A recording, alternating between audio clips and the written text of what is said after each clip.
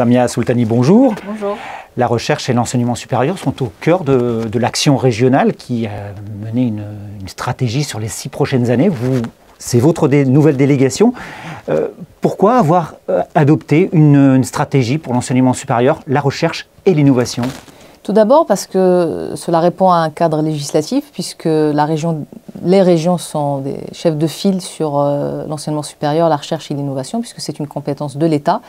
Et nous avons le devoir de tracer en fait les grandes orientations dans ce domaine sur la mandature sur les 6 années à venir.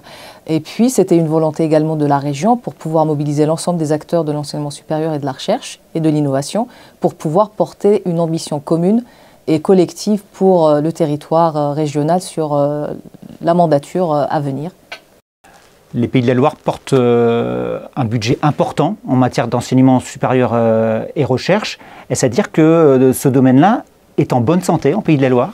En fait, on ne peut pas dire qu'il est en bonne santé, mais en tout cas, c'est une volonté politique portée par la présidente de région, par l'ensemble des élus régionaux pour pouvoir investir dans la recherche, dans l'enseignement, notamment pour garder les jeunes dans notre territoire, pour rendre le territoire attractif. Et l'un des leviers qu'on peut utiliser pour attirer des chercheurs, attirer des jeunes dans nos territoires et de garder ceux qui sont ici, c'est aussi l'investissement massif dans ce domaine, recherche, enseignement et innovation, au service aussi de l'économie, puisque c'est un volet non négligeable de la stratégie régionale.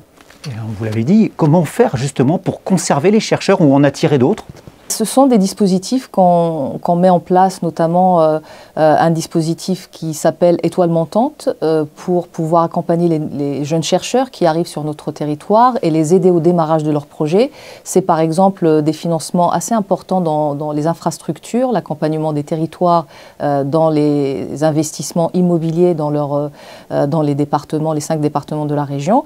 Et c'est aussi un accompagnement de démonstrateurs, par exemple, au service de l'économie et des entreprises de notre territoire. Ce sont quelques dispositifs parmi tant d'autres qui permettent d'assurer le lien entre les territoires et puis la communauté de chercheurs et d'enseignants de notre région des Pays de la Loire.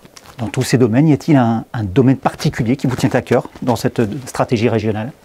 Je dirais que c'est la verticalité. Il y a trois ambitions dans cette stratégie, dont une qui porte sur les transitions. Et en fait, on veut mettre au service du territoire, et de la société et de l'économie l'ensemble des forces vives de notre territoire pour pouvoir les accompagner dans les transitions énergétiques, dans les transitions sociétales. Et on l'a vu avec la pandémie qu'on connaît, qu'on traverse aujourd'hui, qu'il y a un besoin d'assurer le lien et de mettre en place des passerelles entre nos concitoyens et puis le monde de la recherche, qu'il s'agisse d'académiques ou du monde privé.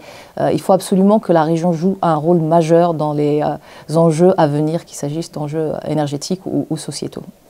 Merci Samia Soultani. Merci à vous.